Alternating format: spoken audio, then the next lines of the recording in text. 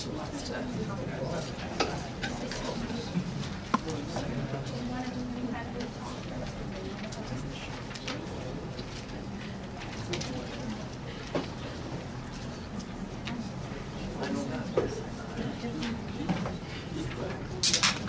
everyone. I wanted to welcome you all to AHA's Minorities in the Media, and thank you for coming. I'm Shirley Go. I'm the co-president of AHA's New England chapter. I also wanted to thank the Filipino Club at UMass for co-sponsoring this event, as always. We have a distinguished panel of speakers today and a distinguished moderator, and I'm going to let our student member, Hannah Kajgalan, introduce them. She's a member of AHAA. She's one of the most enterprising students I've ever met, and she came up with the idea for this event, approached our speakers, secured the space, so we have her to thank for this seminar. Hannah, please. Thank you, Shirley.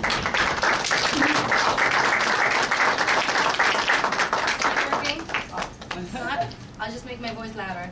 Well, it's nice to see beautiful and handsome faces here. Good afternoon to you guys. I'm Hannah, and I'm really happy. Like, we have 7, we have 5, we have Aware TV. In Randolph, we have an editor from NECN, and Randolph, I'm going to introduce him first. He is the editor and ENG for New England Cable News. He's, as all of you know, I don't know if you know, but he graduated from UMass Boston, so. 97. He wrote for the Boston Globe, covering a variety of high school sports from 97 to 2000. And he worked for New England Patriots, writing for the team newspaper, Patriots Football Weekly, and the website patriots.com. His articles appear on realjamfootball.com, and he is a contributor for bostonscore.com and playerpress.com as well. And he is a graduate of UMass Boston.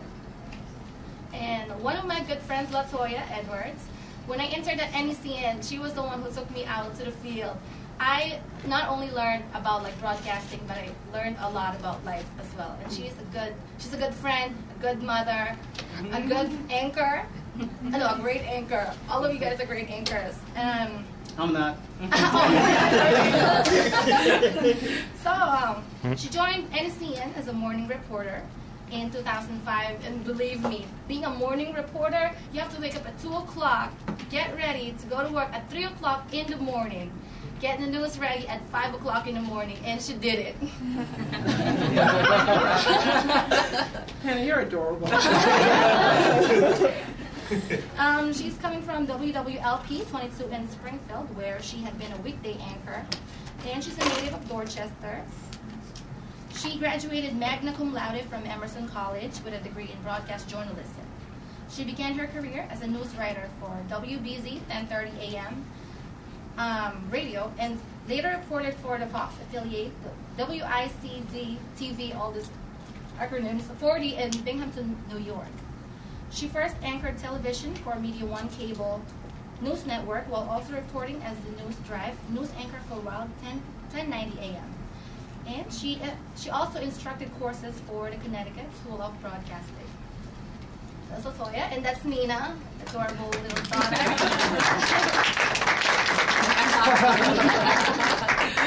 And Frances, when I met her last Friday, I was like, oh my God, it's Frances Rivera. I didn't think she was Filipina. I thought she was she's Spanish, maybe she's Chinese. I'm like, oh, she's Filipina. I was reading her profile. I'm like, University of the Philippines? Like, she's Filipina. Tonight power, baby. So as all you know, she's an anchor of 7 News for evening newscasts for 6 o'clock and 11 p.m. newscasts. And she previously worked at KWTV in Oklahoma City and won an Emmy from the National Academy of Television Arts and Sciences New England chapter. Before that, she was at KFTX in Wichita Falls. How do you say Wichita Falls, Texas? Wichita Falls. Wichita Falls. She also spent 4 years in New York City working behind the scenes at CBS News on This Morning Show. In addition, she spent a year with the network's political unit on the campaign trail following the major events for CBS's national coverage for 1996 presidential election. During the time, she was a freelance co-host and a reporter for the nationally syndicated PBS program Asian America. She received her bachelor's degree in journalism at the University of the Philippines. And last but not the least,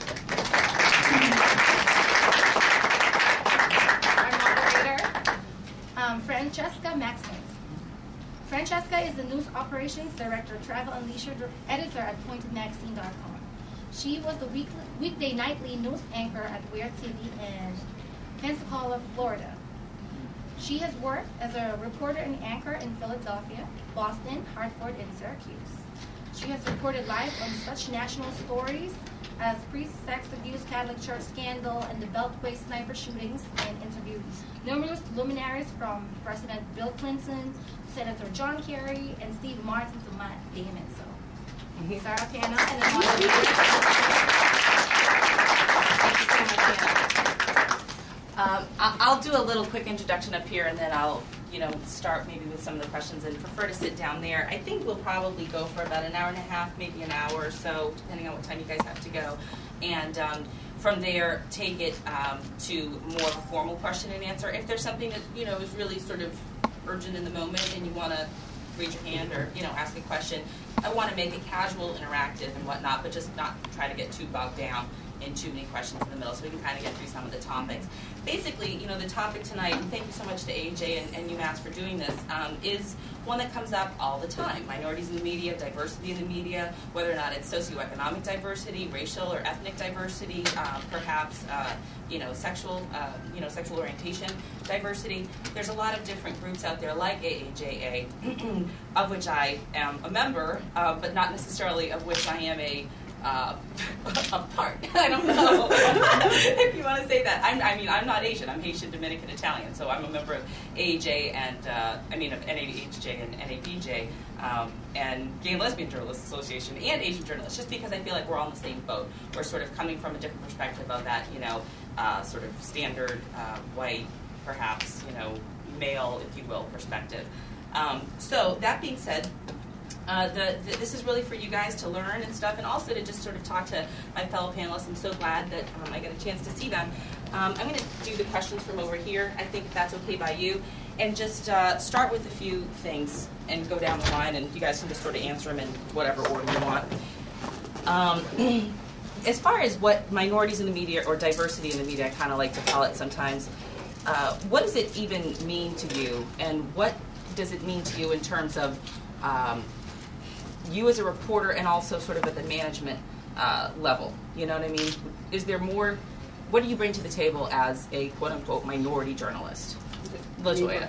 Well, first and foremost, I have to apologize for having Nina here. My babysitter crapped out last minute, and I did not want to.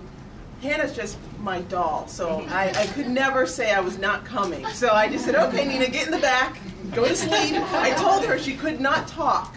But she's 2, so if she whispers to me that she has to go potty, I may have to get up. But, so she'll be as good as she can.